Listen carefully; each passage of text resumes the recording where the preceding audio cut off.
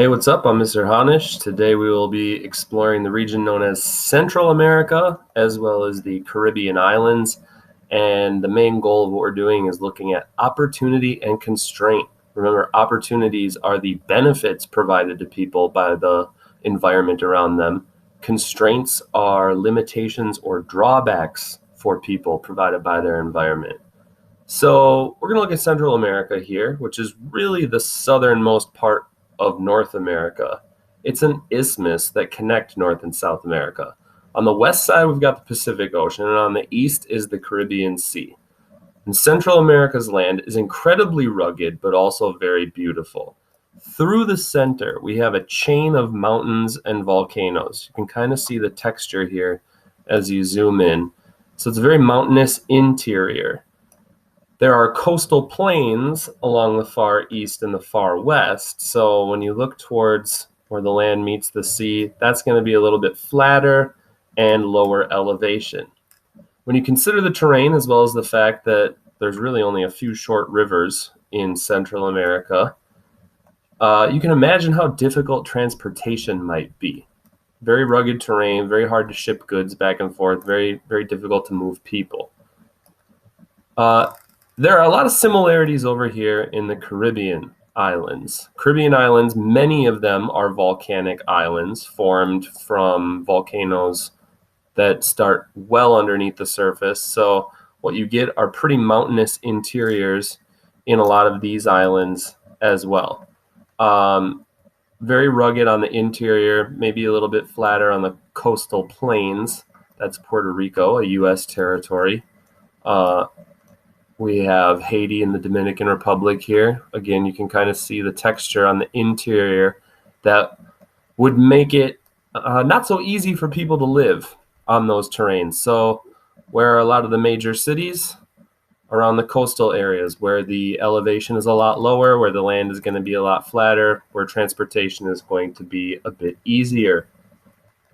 What the region does have going for it, Central America and the Caribbean, is climate and vegetation.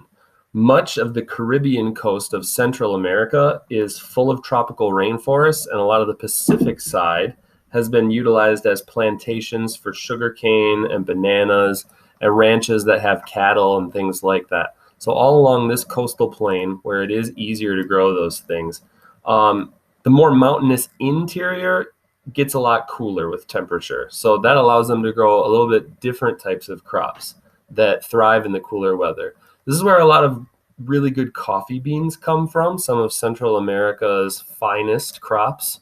They're very renowned throughout the world for their coffee bean production because it requires a very specific climate found higher in the elevation with a moist atmosphere. Moist. I know so many of you love the word moist, but really that's what it is. The atmosphere, very moist, with the combination of high elevation.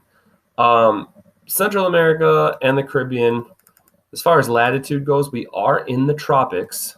So temperatures are going to be fairly consistent from summer to winter. The changes in the seasons are marked by changes in rainfall. So you have a wet season and a dry season.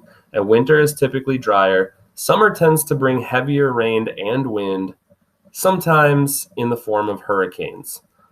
They will often come in off the Atlantic Ocean. All of these Caribbean islands are in the way, basically. They're all potentially a target depending on how hurricanes travel in. So that can be a big danger. Despite the agricultural success of some of these areas, like we talked about in Central America with the bananas and the coffee and things like that, tropical fruits in the Caribbean islands, despite that success, really, there is a lack of other natural resources here. They're very dependent on trade with regional neighbors for things like energy and minerals. Lucky for them, there are a few regional neighbors that have a lot of wealth with energy and minerals, but maybe don't have a great climate to grow things like sugarcane or bananas or coffee that Central America and the Caribbean can offer. Like Canada and the U.S., just to the north. Oh, thank you. No threats. Yay. The pleasant year-round climate of the region also makes it a trendy tourist destination. We talked about warm temperatures. We talked about there's really no cold winter or anything. So it's really nice for beach-going vacationers. A lot of these coastal areas, whether you're on the Pacific in Central America or along the Caribbean on any of these islands or in Central America, great beaches. Those tourists would probably be coming from a much colder climate and have enough money to afford a vacation and be close enough to fly to Central America and the Caribbean in a reasonable amount of time.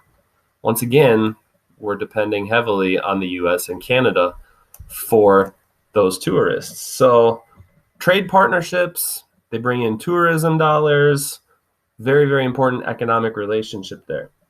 Of course, the region can't depend on tourism alone, because when one of those devastating hurricanes that we talked about comes in and wipes out all the infrastructure of one of these countries, or if you're watching this in the spring of 2020, if a global pandemic halts travel, there's really little for them to fall back on. That lack of resources really rears its ugly head there. So that's kind of a quick start on a lot of opportunities and constraints that exist in Central America and the Caribbean. What opportunities or constraints are we missing? Keep exploring on your own. See what you can come up with. Until next time, bye-bye.